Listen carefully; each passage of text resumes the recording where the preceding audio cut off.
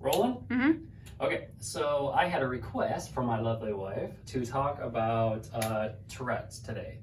Well, I can't help but to talk about everything else that's related to Tourette's from a neurological disorder because, as you can see on the board here, tics, Tourette's, OCD, or obsessions and compulsions, let alone addictions and movement disorders, neurologically, they all have issues within the same area in the brain.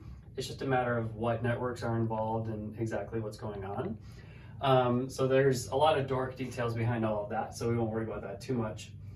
But kind of going over stuff, going here real quick, the differences between all of these. Tics.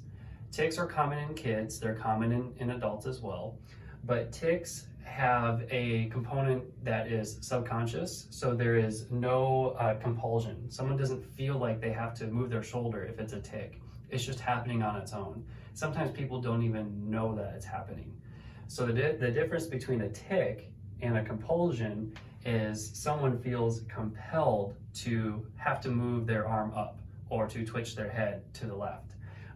As opposed to with a tic, they don't feel like they have to do it, it's just doing it on its own. Then there's even something else called ballisms or hemiballisms, but we won't worry about that for now. Tourette's. There's a couple misconceptions about Tourette's. You don't have to cuss to have Tourette's, okay? That's just common with people with Tourette's, or relatively common. But with Tourette's, it's a lot like tics, as well as compulsions. Sometimes people know it's happening, sometimes they don't. I think to technically be Tourette's, you have to have the compulsion to have the vocabulary outburst. And again, it's all involved in the same area in the brain, which we'll get to, called the basal ganglia. Obsessions. The difference between obsessions and compulsions is obsessions are thoughts and compulsions are motor actions. So when people are obsessing about something, and that's a term that is thrown around a lot, is a really good example, is they are obsessing about the Chiefs winning the Super Bowl. They can't get their mind off of it. 2 weeks from now, we might win the Super Bowl, and that's all that's going on in their head. That would be an obsession, especially if it's hindering daily activities. And then again, a compulsion is someone feels like they have to lift their shoulder up or tilt their head. They feel the need to do it. And then when the basal ganglia, which we'll talk about here, is really out of order, then addictions are involved as well as movement disorders. So basal ganglia 101 and how all of this kind of fits in is there's three major pathways. You got direct, indirect, hyperdirect. All you got to know is direct turns on motor activity, indirect turns it off, and hyperdirect is a hyper form of turning it off. Now, when it comes to the basal ganglia, if you can't tell, this is the top of your brain. You got a couple nuclei of cells here, here, here, here, and here. And those three pathways are going through. And if you follow this is the direct pathway. It goes in, it's fast, and then it tells the brain what's going on. So the brain says, do this, and then it goes back and tells the brain, hey, I did it. Then if someone has a tic or an obsession or a compulsion, hey, do this.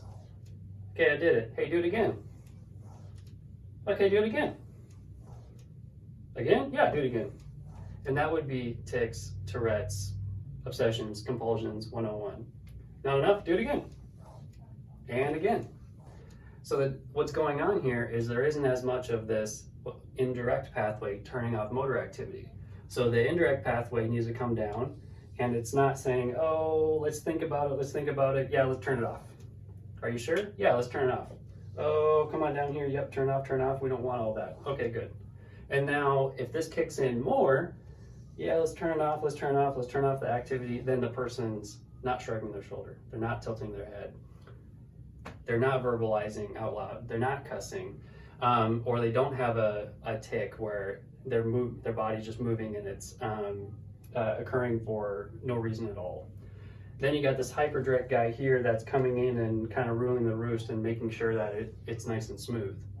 So again, we got turn it on, and then when there isn't enough of the turning it off and thinking about it, then you're going to have too much motion.